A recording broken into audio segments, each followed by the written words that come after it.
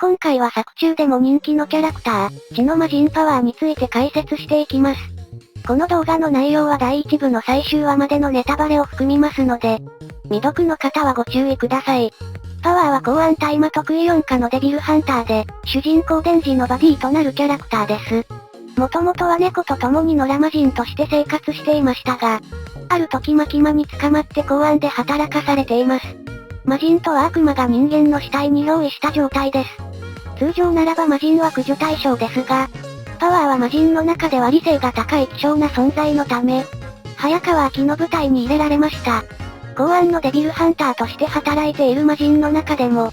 パワーは理性が高いと言われており、かなり珍しい存在であることがわかります。乗っ取った体の元の持ち主は不明ですが、ピンク色のロングヘアに十字の瞳、頭から生えた赤い角と尖った歯が特徴の美少女です。続いてパワーの性格について見ていきましょう。パワーの性格は好戦的で見えっ張りです。デンジに対して血を吸わせろと暴れたり、血の匂いを嗅いで暴走したりと、落ち着きのない性格をしています。加えて虚言癖を持っていて、自分が責められた時には平気で嘘をつきます。他にも小紅の車を自分のものだと主張したり、人を引き殺した罪をなすりつけたりと、周りを困惑させる発言をたびたび披露しています。永遠の悪魔によってホテルに閉じ込められた際には、全員分の食料を勝手に食べて、デンジが食べておった、と言い切る問題児っぷり。戦闘では強い相手に対しては逃げを決め込み、弱い相手にはとことん高圧的です。他にも、寝ているデンジの血を勝手に吸ったり、秋のポイントカードを勝手に使ったりと、困った子供のような性格をしています。パワーは秋の家に住む前は公安の本部で暮らしていました。そして飼い猫のニャーコと共に、秋やデンジと共同生活を始めるのですが、人間のような生活習慣はなく生活力はかなり低いです。しかし一緒に生活するうちに、自分から料理を手伝ったり、東京から北海道への長距離旅行に出かけたりと、同居を開始した当初と比べると目覚ましい成長を遂げています。パワーは特殊なくらい知性が高い魔人と紹介されていましたが、魔人や悪魔の中で唯一友人を作っていて、その相手は動物の猫、ニャーコ、です。ニャーコと出会った当初は食べるために保護していたようですが、次第にニャーコのぬくもりに感化され大切な存在へと変わっていきました。そんなニャーコがコウモリの悪魔に人質として奪われてしまったため、パワーは街へ出てマキマに捕まったと話しています。なお捕まった時にひどい扱いを受けたのか、マキマに対しては極端に口数が少なく挙動不審になります。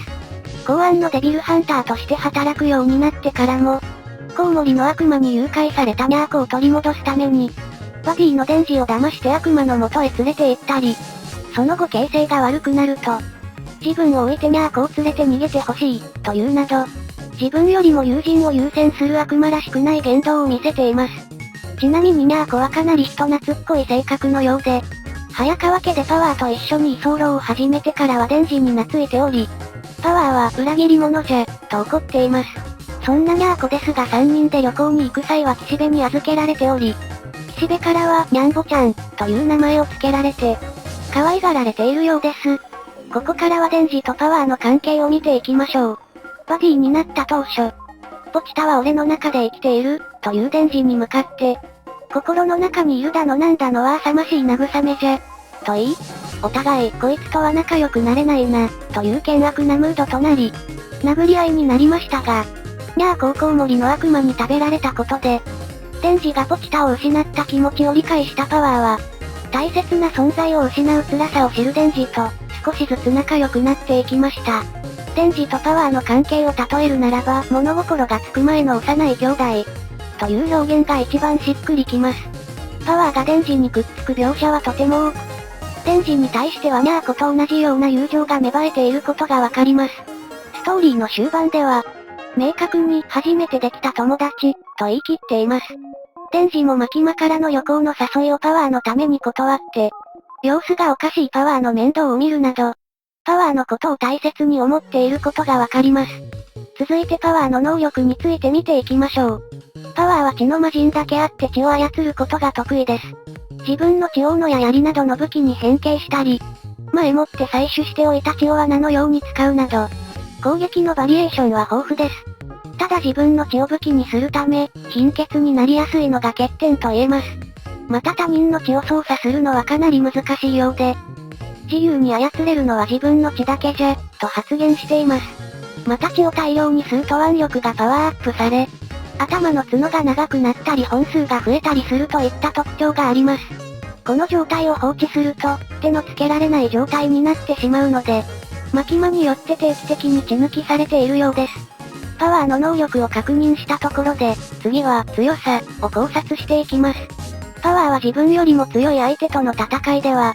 逃げたり気絶したふりをすることが多く格上の存在と戦う場面が少ないため、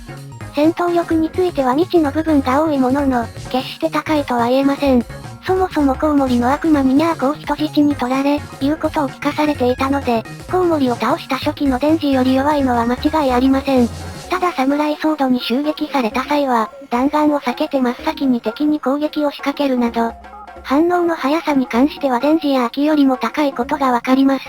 また岸辺による稽古によって、デンジと連携して戦うことができるようになり、作中ではその戦闘力も少しずつ成長している姿を見ることができます。ちなみにデンジや多くの悪魔と同様に、血を飲むと復活することが可能です。次にパワーの可愛さが注目を集めた場面を紹介します。闇の悪魔と対峙したパワーは、あまりの恐怖から錯乱状態になってしまいます。こうしていつもは傍若無人な振る舞いのパワーが、嫌われたくないから血を飲んでもいいと発言するなど、普段とは違う可愛らしい言動に心を奪われた読者は多いでしょう。ちなみにここでデンジに血を飲ませたことは、後の展開の重要な伏線になっていきます。このようにデンジに面倒を見てもらっていたパワーですが、その後に衝撃の最後を迎えます。10の悪魔との戦いで精神的なダメージを負ったデンジは、マキマの元へと向かいます。そもそもデンジに精神的なダメージを負わせるというのが、マキマが仕組んだ策略なのですが、そんなデンジの心をさらに痛めつけるため、パワーも餌食になってしまいます。マキマの家にデンジの誕生日ケーキを持っていくと、パン、という攻撃によって唐突にやられてしまうのです。このようなあっけない死には驚かされましたが、パワーはここでは終わりません。チェンソーマンがマキマと戦い瀕死の状態になったタイミングで、デンジの体内に残っていたほんのわずかな血の状態から、ポチタの肉を食べてデンジの体内から復活を果たします。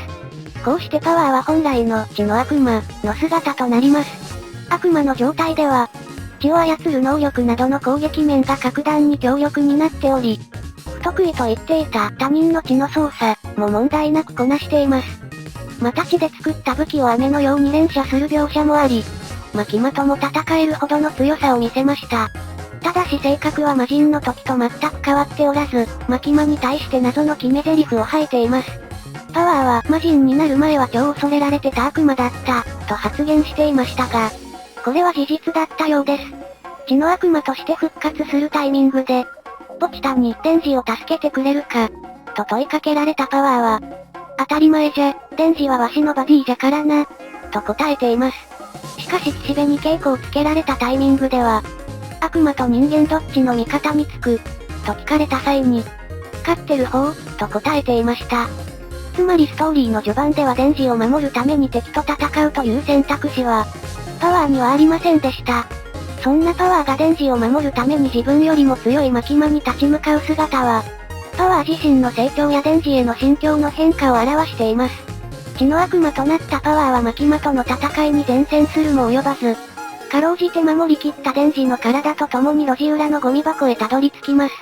このゴミ箱のシーンは第1話と全く同じ構図になっています。ここでデンジとある契約を交わしたパワーは、対価として自分の血をデンジに与えて消えてしまいます。そしてデンジはパワーにもらった血の力でマキマを倒すことに成功します。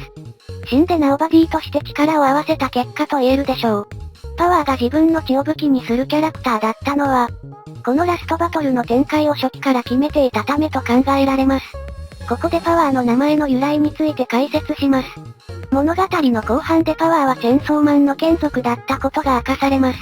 眷属の名前はすべてキリスト教の天使階級と一致しており、パワーは第6位にあたる脳天使の呼び名です。天使たちを眷属に率いるチェンソーマン・ポチタは、自由を求めて8体の悪魔と共に戦っていたのでしょう。余談となりますが同じくチェンソーマンの眷属であるサメの魔人は、以前のチェンソーマンの記憶を持っていましたが、パワーにはその描写はありませんでした。これはサメの魔人が輪廻転生をしていないためと考察されます。最後にパワーがデンジに血を与えた際に交わしたある契約について解説します。契約の内容は地獄で蘇った血の悪魔を見つけてパワーに戻してほしいというものでした。悪魔は死んでも地獄で蘇り、地獄で死ぬと人の住む世界に現れるため、完全に存在がなくなることはありません。また第1部のラストでは、支配の悪魔、マキマ、がナユタとしてすでに転生しているため、パワーもまた地獄で死んで現世に蘇っていると考察されます。第2部ではどのような姿で現れるのでしょうか。以上でパワーの解説を終わります。最後までご視聴ありがとうございました。皆さんのお気に入りの場面や気に入ったセリフはありますか？ぜひコメント欄で教えてください。このチャンネルではチェンソーマンについて考察や解説をしています。チェンソーマン好きの方のチャンネル登録をお待ちしています。それでは次の動画でお会いしましょう。